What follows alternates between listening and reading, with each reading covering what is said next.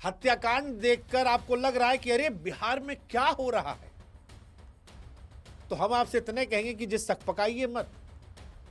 Welcome to Bihar. यह बिहार है, आप नहीं जानते होंगे लेकिन सच यही है कि यह बिहार है जहां गोलियों की गूंज और खून की होली कोई नई बात थोड़ी ना है। यह बिहार है आइए ना हमरा बिहार में। जहां बाहुबलियों को टिकट देकर उनके अपराध को वैलिडिटी दी जाती है। सच कहें तो दुलार चंद यादव की मौत सिर्फ एक हत्या नहीं है, बल्कि बिहार की सड़ी हुई उस व्यवस्था का खुला आईना है जिसके एक जमाने में होने का जिक्र लोग करते हैं, लेकिन है वो आज भी। ये घटना सिर्फ मोकामा की नहीं, सच कहें तो पूरे बिहार की आत्मा पर वार है। ये घटना सवाल पूछती है कि कब तक बिहार ऐसे खून खराबे के लिए जाना जाएगा? कब तक बिहार खून से राजनीति का त्योहार मनाएगा? सच कहें तो ये सब देखने के बाद लोगों को बिहार जाने से डर लगता है और बिहार को भी डर लगता है। बिहार के लोग भी जो हैं वो भी थक चुके हैं ऐसे बिहार से। वो थक चुके हैं डर से, क्योंकि ये घटना सिर्फ एक व्यक्ति की हत्या तक नहीं है। ऐसा लगता है कि ये पहला संकेत है और इसीलिए आज बिहार सोच सोच कर डर रहा है। वो डर रहा है ये सोच कर कि बिहार में क्या फिर से यादव वर्सेस भूमिहार की पुरानी जंग जो है वो नए सिरे से जिंदा हो जाएगी? क्या 6 नवंबर को चुनाव का वोटिंग होगा या उस दिन भी खून खराबों का एक नया रक्त रंजित इतिहास सोचा जाएगा? जिस मोकामा में यह घटना हुई है, क्या वो फिर से 90 के दशक वाली खूनी होली खेलेगा? और क्या मोकामा से आगे बिहार जातीय दंगों से फिर जल उठेगा? ये सवाल बिहार को डरा रहे हैं और इसीलिए हम कह रहे हैं कि बिहार डर रहा है। इस डर से निकलना जरूरी है। खैर, इस वीडियो में हम आपको दुलार चंद की मौत कैसे हुई वो बताएंगे। इस वीडियो में हम आपको बताएंगे कि कैसे जातीय समीकरण बदला है। मोकामा में क्या आनंद सिंह जीतेंगे या इस घटना के बाद हार जाएंगे? दुलार चंद को किसने मरवाया, आनंद सिंह ने या जो आनंद सिंह कह रहे हैं सूरजभान ने? ये सारी बातों का हम जिक्र करेंगे। कैसे हुई ये मौत और क्या आरोप प्रत्यारोप है।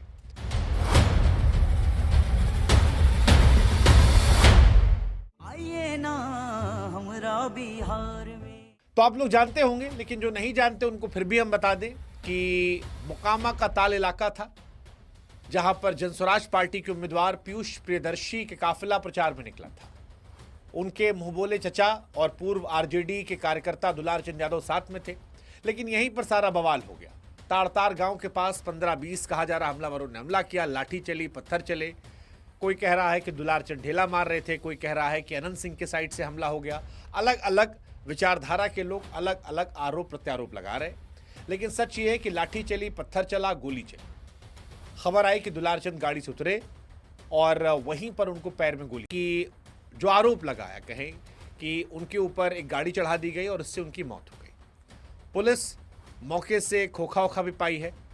हालांकि एफआईआर जो है वो माथा पकड़ने वाली है, लेकिन इनके पोते रवि रंजन ने शिकायत करवाई है कि जेडीयू के उम्मीदवार अनंत सिंह, भतीजे रणवीर, करमवीर, छोटन, कंजय सिंह के नाम एफआईआर दर्ज हुई है और कहा गया कि यही लोग मिलकर मारे हैं। अनंत सिंह कहते हैं कि हमारा इसमें कोई रोल नहीं है, हम तो थे ही नहीं वहाँ पर, ये सब सूरजभान करवाया है। जो पीयूष प्रियदर्शी थे जिनके लिए समर्थन किया था, वो कहते कि हमको मारने आए थे अनंत सिंह, लेकिन हमको नहीं मार पाए तो चचा हमारे मुंह बोले जो है उनको मार दिया गया। एसपी साहब कह रहे हैं जांच जारी है, उन तक हम जाएंगे। लेकिन कहानी ये है कि तनाव जो है इस वक्त चरम पर है, और ये इसलिए क्योंकि ये मामला सिर्फ एक मौत का नहीं है, उस सच्चाई का है जो बिहार में सत्ता की लड़ाई को गोलियों की लड़ाई में तब्दील करती है, जहां वोट से नहीं बंदूक से फैसला होता है। और अगर ये दौर नहीं बदला तो 90 के दशक की वो अंधेरी गलियां क्या फिर लौट आएंगी? ये सवाल परेशान कर रहा है।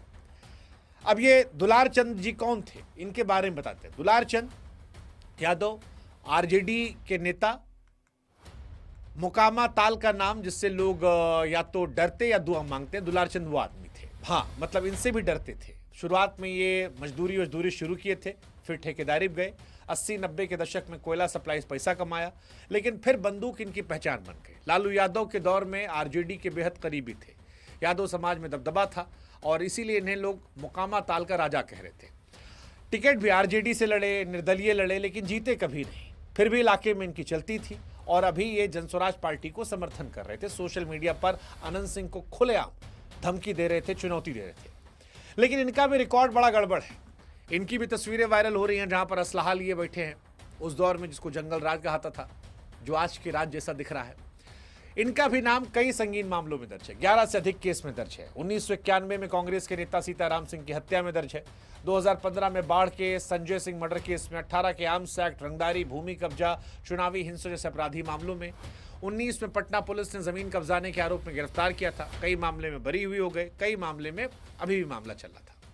लेकिन इनकी मौत के बाद जो तस्वीर दिखाई पड़ी वो भी परेशान करने वाली थी। 2 तस्वीर निकली, एक पटाखा फोड़ने की, कुछ ने उनके शव यात्रा में फायरिंग कर आसमान गुजा दिया, कुछ ने कहा कि समाज के ये हीरो थे, समाज जो है एकजुट कर गए, विरोधियों के लिए खलनायक थे। इनकी हत्या पर कोई जश्न मना रहा है, कोई रो रहा है, परेशान हो रहा है और कह रहा है कि इसका बदला चुनाव में लिया जाएगा। इनके कई सारे बयान भी वायरल हुए जिसमें अनंत सिंह की तरफ इशारा जा रहा है और ये भी सवाल उठ रहा है क्या ये बयान, ये टिप्पणियां जो हैं ये भी इनकी मौत की वजह तो नहीं बनी? क्योंकि दुलार चंद यादव की मौत से एक दिन पहले एक टीवी चैनल में इन्होंने इंटरव्यू दिया था और उसमें अनंत सिंह की पत्नी पर बहुत अनशन कहा था कि अनंत सिंह की पत्नी कहीं गई थी तो लोग दरी बिछाने लगे कि नाचेंगी यहाँ पर। नीलम देवी नाचने गई थी, वो नीलम खातून उनको कह रहे थे और ये सारी चीज़ें जो है उन पर पर्सनल टिप्पणियाँ थी कि वो तो मुसलमान थी, कहीं नाचने गई थी, अनंत सिंह गए थे, उनको उठा लाए। ऐसे बहुत सारी बातें हैं जो अमर्यादित हैं। अनंत सिंह के परिवार पर गहरी टिप्पणी कर रहे थे। अनंत सिंह पर भी बहुत सारी टिप्पणी उसकी रही है। अब ये सवाल इसलिए भी उठ रहा है कि क्या ये सारा बयान जो है ये भी इनकी मौत की वजह बन गया, अगर ये आरोप अनंत सिंह पर सही है तो? क्योंकि पर्सनल और पॉलिटिकल दोनों बयानबाजी है। दुलार चंद ने पीयूष प्रियदर्शी को लेकर कहा कि अनंत छोटे सरकार है तो बड़ा सरकार है। फिर उनके वाइफ को लेकर जो बयान था, अनंत सिंह को लेकर जो बयान था, नाचने वाली बार बार कहना, दरी बिछाने वाली कहना, ये सारी बातें जो हैं ये बता रही हैं कि दुलार चंद की बेबाकी, उनकी ताकत, कमजोरी दोनों थी। औरतों पर टिप्पणी अपमानजनक थी, लेकिन बिहार में इसे मर्दानगी के तौर पर दिखाया जाता है और इसी को लेकर आ रहा है कि अंदर खाने कुछ लोग कह रहे हैं कि अनंत सिंह भले रिप्लाई नहीं किए लेकिन उनके गुर्गों ने दिखा दिया कि ये सब बोलोगे तो क्या होगा। बिहार में दरअसल शब्दों की कीमत अक्सर खून से चुकाई जाती है। ये इंटरव्यू दुलार चंद का आखिरी इंटरव्यू साबित हुआ। चेतावनी रही कि मानो जुबान से निकला हर एक शब्द भारी पड़ गया। और अनंत सिंह का तो ट्रैक रिकॉर्ड रहा ही है, आप जानते हैं 19 आपराधिक मामले के 47 बरामदगी, लंबा चौड़ा रहा है। लेकिन फिर वही सवाल है कि क्या ये बयान ही उनकी मौत की वजह बना? पता नहीं, क्योंकि नीतीश साहब की पुलिस जो है वो जो लिखी है FIR में, उसे सुनकर हंसी भी आती है, सच में हंसी आती है, गुस्सा भी आता है। पुलिस रिपोर्ट में लिखती है कि अनंत सिंह के काफिले पर हमला हुआ, एक गाड़ी में अज्ञात शव मिला, बस इतना ही। यानी किसी इंसान की हत्या नहीं हुई, शव मिला, मानो जैसे सड़क पे कोई आवारा जानवर मिला। बाद में पहचान हुई कि दुलार चंद यादव हैं।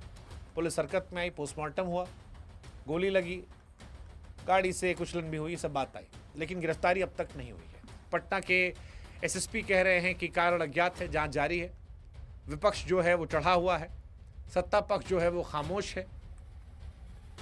लेकिन सवाल फिर वही है कि ये सत्ता की दबंगई का नंगा नाच है, विपक्ष के लिए एक बड़ा अवसर है, या बिहार का वो रियलिटी जिसका जिक्र हमने शुरुआत में किया था? लगता तो यही है कि इन्हीं तीनों में से कुछ है। बिहार पुलिस की चुप्पी या ढिलाई कानून पर भी तमाचा है। विपक्ष CBI जांच की मांग कर रहा है। नीतीश कुमार के सुशासन पर सवाल भी उठ रहा है, क्योंकि NCRB के आंकड़े भी कह रहे हैं कि बिहार में हत्या की दर कम नहीं है, बहुत बढ़ रही है। अब ये सुशासन के दौर में कौन सा जंगल राज है, ये भी अपने आप में सवालिया निशान है। लेकिन इन सब के बीच में एक डर पैदा हो रहा है, वो डर कि क्या मोकामा से जातीय दंगों का भूत फिर से लौट आएगा। मोकामा एक नाम ऐसा जो सुनते ही 90 के दशक की बारूद भरी यादें ताज़ा होती है। उस दौर में गोलियों की गूंज, मंदिर की घंटियों ज़्यादा सुनाई पड़ती थी। भूमिहार बनाम राजपूत की जंग, खूब लाशें बही थी। यहीं से अनंत सिंह, उनके भाई दिलीप सिंह, सूरजभान की दुश्मनी की चर्चा आज भी लोग करते हैं। क्या फिर वही आग बढ़ेगी? दुलार चंद यादव की हत्या ने मोकामा की नींद उड़ा रखी है। उनकी शव यात्रा में फायरिंग, पत्थरबाजी, लाठीचार्ज के बाद माहौल जहरीला दिख रहा है। इस इलाके के यादव समुदाय में गुस्सा है। भूमिहार भी एकजुट होने की बात कर रहा है और पीयूष प्रियदर्शी का धानुक समाज भी कह रहा है कि हम भी इस बार सिखाएंगे सबक इलेक्शन में। लेकिन सवाल यही कि फुसफुसाहट जो है कि जवाब मिलेगा वो कहाँ मिलेगा। ये सारी चीज़ें जो हैं ये परेशान करती हैं कि कहीं इतिहास खुद को दोहरा ना दे। अगर जल्दी कार्रवाई ना हो तो कहीं ऐसा ना हो कि मुकामा फिर से लाल हो जाए, फिर से ऐसा ना हो कि राजनीतिक लाशें बहने लगें। ये सारी चीज़ें 6 नवंबर को वोटिंग है, लेकिन फिलहाल हवा में जो गंध है वो लोकतंत्र की नहीं बारूद की है। यादवों गुस्सा, भूमिहारों की एकजुटता, ओबीसी का बिखराव, ये समीकरण अगर नहीं संभाले गए तो चुनाव नहीं दंगा होगा, मुकामा फिर कराता नजर आएगा। जातीय हिंसा परेशान कर देगी और पूरा प्रदेश कहीं जल ना जाए, ये डर बिहारियों को डरा रहा है। जातीय समीकरण भी समझा देते हैं एक बार मोटा मोटा आपको। मुकामा में 3 लाख वोटर हैं, लेकिन चुनाव लोकतंत्र नहीं बाहुबल और जात से होता है हर बार। यहाँ पर भूमिहार 50,000 वोटर हैं। वही तबका है जिसने कभी अनंत सिंह, कभी सूरजभान को पैदा किया। दोनों के बीच लड़ाई है, एक आरजेडी से एक जेडीयू से लड़ रहा है।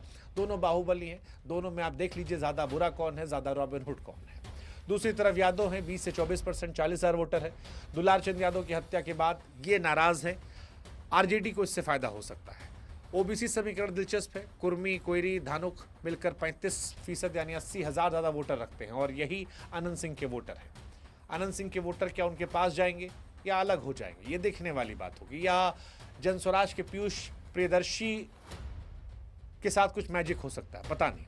लेकिन दुलार चंद की हत्या ने फिलहाल माहौल गरमा दिया है या माहौल पलट दिया है। जातीय ध्रुवीकरण तेज है। अनंत सिंह को अभी भी ओबीसी के सहारे से जीतने की उम्मीद है, लेकिन यादव एकजुट हैं, धानुक खफा है, हिंसा बढ़ रही है और इसी के साथ वोटों की दिशा बदल रही है। हालांकि अनंत सिंह सबसे माहिर खिलाड़ी है, 5 बार जीते, 1 बार बीवी जिताए। उनका दावा है कि वो फिर जीतेंगे, लाखों जीतेंगे, लेकिन क्या जीतेंगे ये देखने वाली बात है। क्या वो गिरफ्तार होंगे जो एफआईआर हुई है, ये भी देखने वाली बात है। क्या प्रशांत किशोर का यह मैजिक होगा, वो भी देखने वाली बात है। 2020 में यहाँ 54% वोट पड़ा था, 25 में लोग डरे हुए, गोली के डर से, जातीय हिंसा के डर से। देखना होगा कितना वोट परसेंटेज इस बार होता है। क्या जीत फिर बाहुबल की होगी या बिहार आखिरकार डर से पार निकलेगा, ये सारे सवाल हैं। लेकिन निष्कर्ष यही है कि दुलार चंद की हत्या बिहार की सियासत पर एक गहरा काला धब्बा है। ये बता रहा है कि यहाँ अपराध अभी भी सत्ता के साए में पलता है। पुलिस की नींद नहीं टूटी, 24 घंटे से ऊपर है, गिरफ्तारी नहीं हुई है एक भी। ऊपर से नेताओं की बयानबाजी आग में घी डाल रही है। वक्त है सरकार के इम्तिहान का, पुलिस के इम्तिहान का। अगर वाकई में सुशासन है तो कुछ कातिल हैं, पकड़े जाएंगे, जांच की जाएगी, मुकामा की सड़कों पर शांति आएगी। लेकिन अगर गोली बारूद दिखाई पड़ी तो फिर छोटी चिंगारी बड़ी आग बन सकती है और यह आग मुकामा से निकलकर बिहार को भी जला सकती है। सच कहें तो बिहार थक चुका है, उसे अब बाहुबली नहीं इंसाफ चाहिए, डर नहीं हिम्मत चाहिए, वरना आगे आने वाला वक्त बुरा होगा। खून से रंगा, डर से सना और फिर सारी बातें सिर्फ बातें रह जाएंगी। उम्मीद करते हैं बिहार में शांति आएगी, उम्मीद करते हैं बिहार में ये दौर ख़त्म होगा और उम्मीद करते हैं बिहार एक नए सिरे से विकास की तरफ बढ़ेगा। और उम्मीद करते हैं कि बिहार की पहचान अनंत सिंह, सूरजभान जैसे अपराधी नहीं होंगे। बिहार की पहचान बिहार के वो होंगे जो बिहार का मान सम्मान देश दुनिया में बढ़ाएंगे। पर क्या ये होगा? होगा तो कब होगा, ये आप पर है, आप बिहारियों पर। जय हिंद, जय भारत, जय बिहार।